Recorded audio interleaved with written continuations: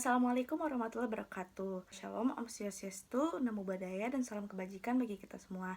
Perkenalkan, nama saya Adelia Gita Herunisa dengan NIM B1021D212.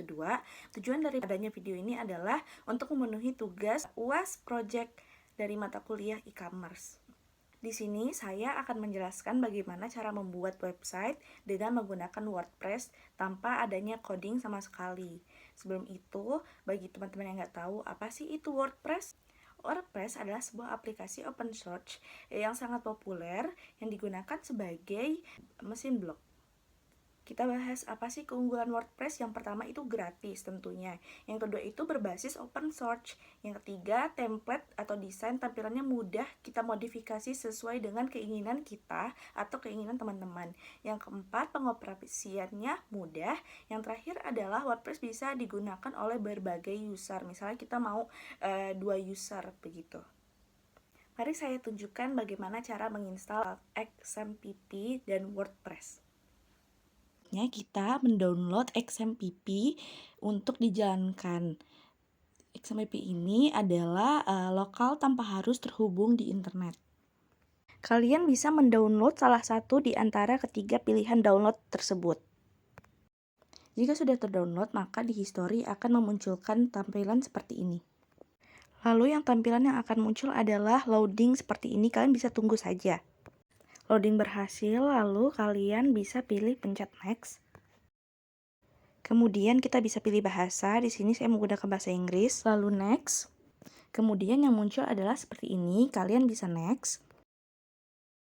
Nah, tampilan yang akan muncul akan seperti ini. Selanjutnya kalian start Apache, maka Apache akan berwarna hijau. Start MySQL, maka MySQL akan berwarna hijau seperti ini. Kemudian kalian searching localhost phpMyAdmin. Di sini saya meng-create database dengan nama db adelia b1021221262. Nah, kita ekstrak file WordPress yang telah kita unduh.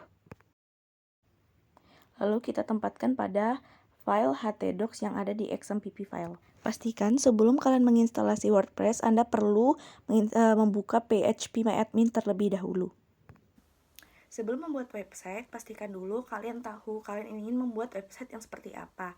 Nah, kalau saya ingin membuat website di mana orang-orang bisa mencari kos atau penginapan menggunakan online. Jadi, mahasiswa atau para karyawan bisa mencari menggunakan online tanpa harus pergi dari tempat ke tempat untuk mencari slot yang kosong. Lalu rename file WordPress yang tadi htdocs menjadi e-commerce yang akan dibuat. Di sini saya rename menjadi nama usaha saya itu Koskan. Pilih bahasa yang akan digunakan di WordPress. Di sini saya menggunakan bahasa Indonesia. Masuk pada menu instalasi WordPress dan pilih klik IO. Kita lanjutkan dengan pengisian database. Klik jaringan pemasangan. Selanjutnya pengisian username dan data lain-lain yang perlu kita isi. Nah, semua telah berhasil, lalu pilih log masuk. Nah, kalian isikan ulang username kalian dan isi kata sandi kalian. Maka keluarlah tampilan dashboard. Dalam pembuatan ini kita memerlukan 3 kerangka atau 3 struktur, yang mana kita memerlukan website. Website itu bisa kita bayangkan sebagai rumah. Nah, jadi rumahnya tuh seperti apa? Yang kedua hosting. Hosting itu apa sih itu hosting? Jadi kalau misalnya kita mudahkan dengan bahasa kita, jadi hosting itu adalah tanah. Yang ketiga domain. Domain adalah alamat website kita. Misalnya nama alamat saya adalah Koskan Adelia, yang mana usaha saya bernama Koskan Adelia B1021221262.site. Nah, untuk mendapatkan hosting dan domain, di sini saya membelinya atau berlangganan di Niaga Hoster. Search Niaga Hoster, lalu kalian bisa memilih paket yang kalian mau. Setelah memilih paket, kalian bisa melakukan pembayaran sesuai harga yang tertera. Setelah melakukan pembayaran, maka tampilan yang akan muncul kurang lebih akan seperti ini. Lalu kalian pilih WordPress, terus kalian pilih buat situs web. Kalian bisa menghubungkan antara WordPress dan Niaga Hoster. Lalu di pojok atas itu ada nama e-commerce yang namanya Koskan. Nah, kalian bisa telusur dan kalian bisa cek apakah sudah terhubung atau belum. Jika sudah, kalian bisa masuk ke WordPress admin. Lalu kalian bisa login dengan sesuai username dan password kalian. Sampai sini website WordPress kita sudah jadi. Tahap selanjutnya adalah kita mengcustomize website kita sesuai dengan kebutuhan kita masing-masing. Terus pertama kita pilih setting, terus kita ke bagian general. Lalu di bagian site title itu kita isi dengan nama usaha kita. Nah, kalau saya nama usaha saya adalah Koskan, maka saya memilih isi titlenya itu Koskan.